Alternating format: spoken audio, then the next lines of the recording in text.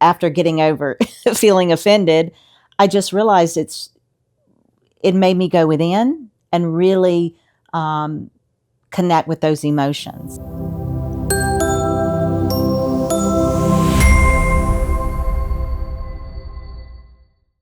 So yes, I had someone question me, and it was kind of just took me by surprise, and I almost felt offended at the beginning.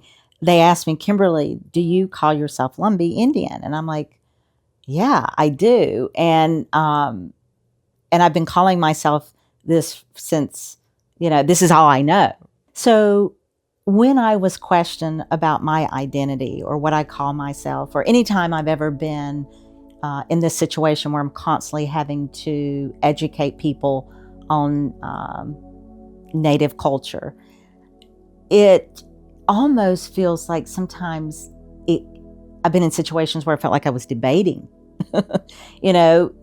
instead of, and a lot of people who are being questioned, especially around their identity, they don't look at it as someone being inquisitive or just being curious. Sometimes it can be threatening. And it doesn't mean that we don't know who we are as Indian people.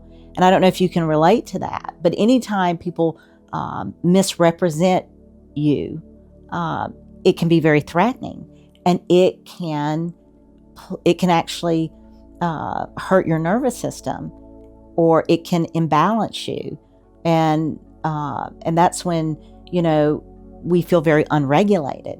After getting over feeling offended, I just realized it made me go within and really connect with those emotions. And I think we can have two emotions going on at the same time, and we can acknowledge those, and it's not being confused. It's really given us more clarity. So we can have two emotions going on at the same time. We can be elated that we're federally recognized, finally, but at the same time, grieving and feeling that pain of what we had to go through to prove that we were Indian enough. It took us a century. And so literally having people from the federal government, from DC, come and measure the size of our heads, the width of our nose, our eyes, just to come up with how Indian we are. And so, yeah, I think it's okay to have mixed emotions. It's okay not to feel like everybody feels, like just to go along and just have one emotion.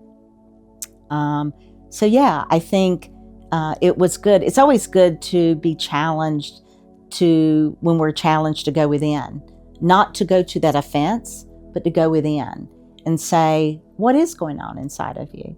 So this has been going on for quite a bit of time, where Native people, not just my tribe, and we're more Eastern Woodlands Indians, where many different tribes across this country has had some challenges about proving how Indian they are. And so for me, it's not so much,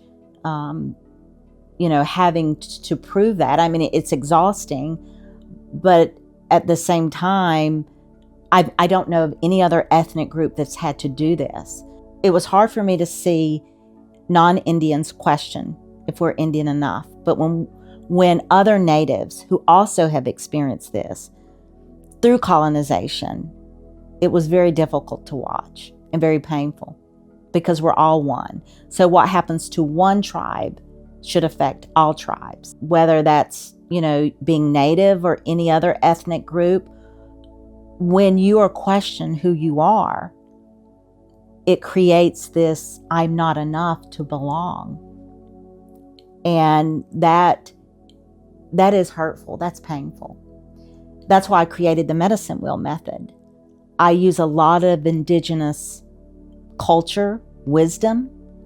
That's where it's grounded in, but it's also grounded in psychology and what that does to our nervous system. So it also adds, the medicine wheel method adds to, how does it affect our body? How does it how does it affect our nervous system? So that's why I included science-based techniques along with psychology and indigenous wisdom. Because when you combine those three pillars, that is transformation.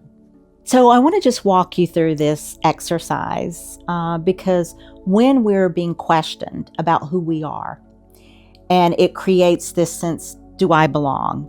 Am I enough? So just close your eyes. Let's just try this. So I want you to close your eyes, and I want you to feel in your body. I want you to feel how that might affect your body, your nervous system, when someone questions you. Are you enough? Where do you feel that in your body? Do I belong? And I want you to speak to that part that whether it's in your stomach, whether it's in your shoulders, in your heart area. And I want you to be curious. And I want you to ask yourself, how old is that pain? Is that pain probably around when you were 5? Does it have, because that's where we store a lot of our emotions, is in our body. And it's usually when we are that young part. So you could ask, it's a 5-year-old, maybe you're 8, and say, and ask that 5-year-old, what do you need? How can I be there for you? And that 5-year-old might say, just sit with me, play with me. And so just being present and just loving on that part and acknowledging that part, affirming that part, just speaking to that part and creating a safety with that part. It's as simple as that. Just sit with that. And as you're sitting with that, how does that feel? Like, I'm here for you. I got you. You are enough. I love everything about you. So when you sit within yourself and you go to those parts, that's when you can show up for yourself. And so when you get offended or you feel that pain, you know that you can speak to it with love. You can speak to it with care, and you can speak with it by not judging it. Everything we need is within ourselves. It's remembering who we are. It's being able to have space for ourselves. Because if we can't create space and healing for ourselves, how are we to hold space for others? We can't. And that's what the medicine wheel method is all about. It's like learning these techniques to calm your nervous system, to sit with those parts that we don't sit with because of all the distractions. It's about sitting in nature. It's about sitting with God's biggest creation, is the earth and the plants and the trees and all the things. Getting away from all the distractions.